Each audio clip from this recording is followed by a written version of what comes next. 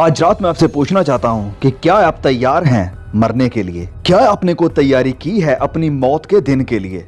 हाँ, हो सकता है कि फाइनेंशियली, आर्थिक तौर पर आपने तैयारी की हो, लेकिन आपकी आत्मा, आपकी जान का क्या, जो कि हमेशा के लिए रहेगी? क्या विचार किया है आपने इसके ऊपर कभी? मौत बहुत सारी अस्थिरता को लेकर आती है और हम पूछते हैं कि क्यों क्यों क्यों? आप किसी जवान को देखते हैं जो जवानी में ही इस दुनिया को छोड़कर चला जाता है और आप पूछते हैं कि क्यों? या आप किसी लड़के लड़की को मरते देखते हैं और आप पूछते हैं कि क्यों होता है आखिर ये सब? लोग कभी भी नहीं चाहते हैं कि वह बिना तैयारी के रहें। वह फिक्रमंद है अपने आने वाले वक्त को लेकर। मैं आपके लिए पढ़ना चाहता हूं आमोस की किताब अध्याय 4 से, जहां लिखा है कि अपने खुदा से मिलने के लिए तैयार हो। क्या आप तैयार हैं? खुदा को आनंद नहीं आता है नरक में भेजने को। उसने नरक को आपके लिए नहीं बनाया है। नरक उसने बनाया था शैतान और उसके दूतों के लिए। लेकिन अगर आप शैतान के रास्ते पर चलते रहेंगे तो आप उसी के पास जाएंगे।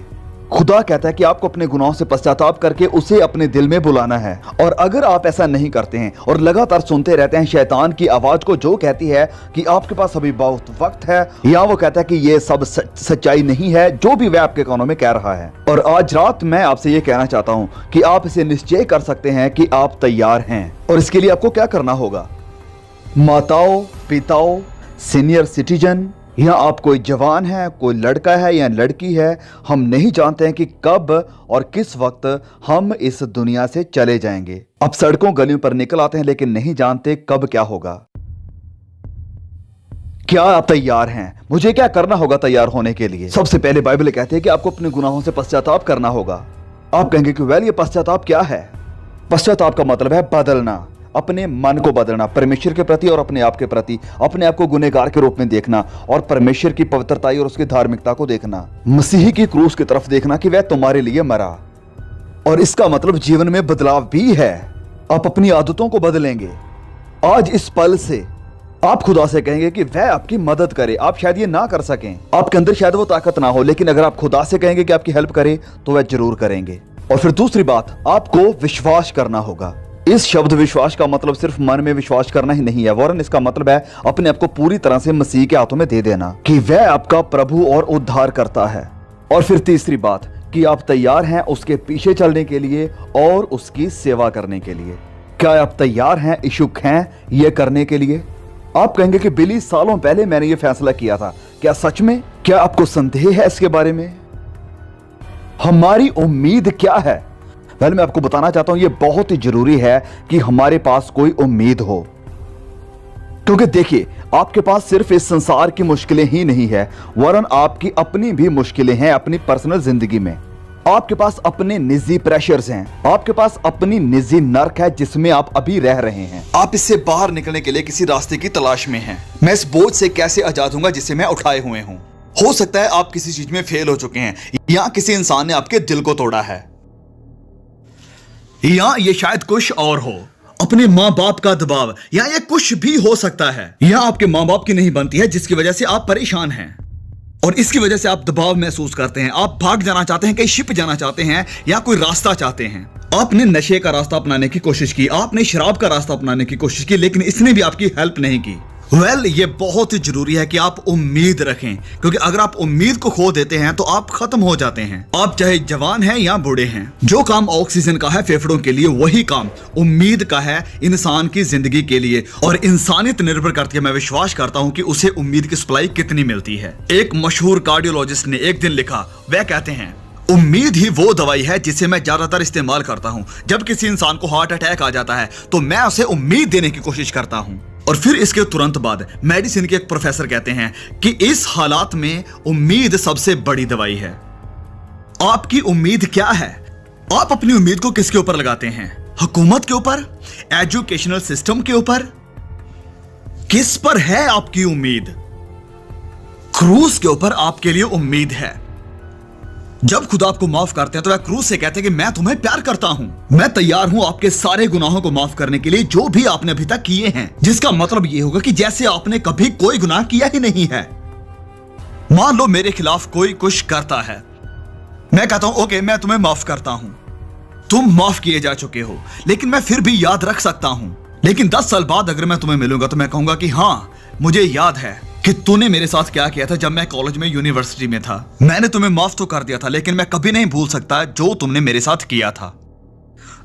लेकिन देखिए, परमेश्वर ऐसे नहीं करते हैं। परमेश्वर माफ करते हैं और भूल जाते हैं और आपको धर्मी सिद्ध करते हैं, जैसे कि आपने कभी कोई गुनाह किया ही ना हो, और वे ऐसे याद भी नहीं करते हैं। यह अद्भुत है। आज रात मैं आपसे कहना चाहता हूं कि मसीह के लिए मार्च करें।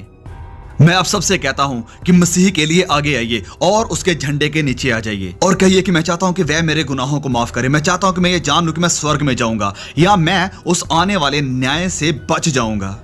पवित्र बाइबल हमें कहती है कि लोग भोग विलास को ज्यादा प्यार करते हैं, परमेश्वर को नहीं। आप किनमें से हैं? दुनियावी भोग विलास में थोड़े समय का आनंद है। क्या आप परमेश्वर से ज्यादा प्यार करते हैं या पाप से भरे भोग विलास के साथ? अनंत आनंद पवित्र आत्मा के द्वारा पैदा होता है और बहुत से वचन हैं जो आनंद की बात करते हैं। आप आनंदित रह सकते हैं बिना भोग विलास के भी, क्योंकि आनंद गहराई तक जाता है। फरिश्ता उस रात मरियम के पास आता है और कहता है कि मत डर, देख मैं तेरे लिए एक अच्छी खबर लेकर आता हूं। सब लोगों के लिए एक बड़ा आनंद होगा। और मुश्किल हालातों में भी जब आप मसीह यीशु में आते हैं तो वह आपकी जिंदगी से सारी प्रॉब्लम्स को, सारी परेशानियों को हटा नहीं लेता है। नहीं, बिल्कुल भी नहीं।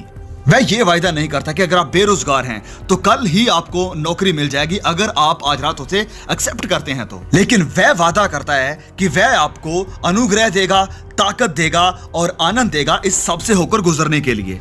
वह कहता है कि जब आप मेरे पास आते हैं और जिंदगी में आपको परेशानी आती हैं, तकलीफें आती हैं और लोग आपसे नफरत करते हैं, तो वह कहता है कि आनंद करो, खुश हो जाओ, क्योंकि आपके पास उम्मीद है।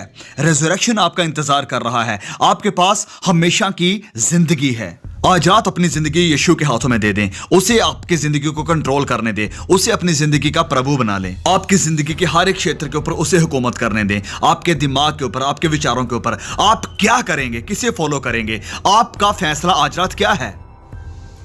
क्या आप तैयार हैं परखने वाले की परीक्षाओं को ना कहने के लिए? क्या आप तैयार हैं? क्या आप सोचिए इसके बारे में। और क्या आप तैयार हैं प्रभु यीशु के वायदों को हां कहने के लिए? खुदा आज तैयार है आपके अतीत को माफ करने के लिए प्रभु यीशु की वजह से। खुदा ये कहने के लिए तैयार है कि मैं तुम्हें माफ करता हूं, क्योंकि वह आपसे प्यार करता है और खुदा आप में इंटरेस्ट रखते हैं, जैसे कि आप ही अकेले इंसान हैं इस पूरी दुनिया में। और आज रात आप उसे स्वीकार कर सकते हैं। आप कहेंगे कि मुझे क्या करना होगा?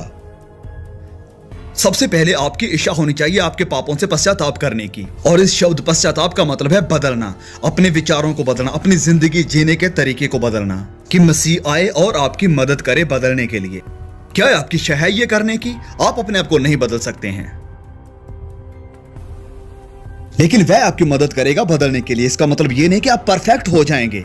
इसका मतलब आप मुड़ेंगे और नई दिशा में जाना शुरू कर देंगे और वह आपकी मदद करेगा जब आप दिन प्रतिदिन प्रभु यीशु के लिए जीना शुरू कर देंगे। हाँ, आप असफल होंगे, आप गलतियां करेंगे, आप संपूर्ण नहीं होंगे, लेकिन मसीह यीशु आपके साथ होगा अगर आप तैयार हैं पश्चाताप करने के लिए।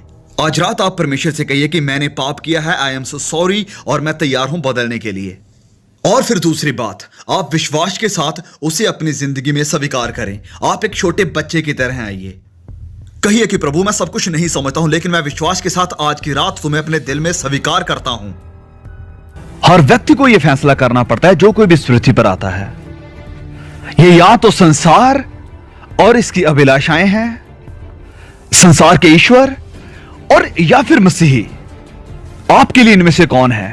आप किसे चुनेंगे? आपका फैसला क्या है? पाप में थोड़े दिन के सुख भोगने से परमेश्वर के लोगों के साथ दुख भोगना और उत्तम लगा। ओह यस, पाप में सुख है लेकिन थोड़े समय के लिए, लेकिन यह जल्द ही खत्म हो जाता है।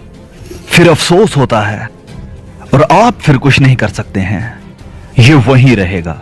मसीह को चुनिए और कभी अफसोस नहीं होगा, वरन आनंद और शांति होगी। और यह चुनाव बहुत ही जरूरी है, क्योंकि देर करना सही चुनाव को मुश्किल कर देता है। चुनाव ना करना भी एक चुनाव ही है। फैसला ना करते हुए भी आपने एक फैसला कर लिया है।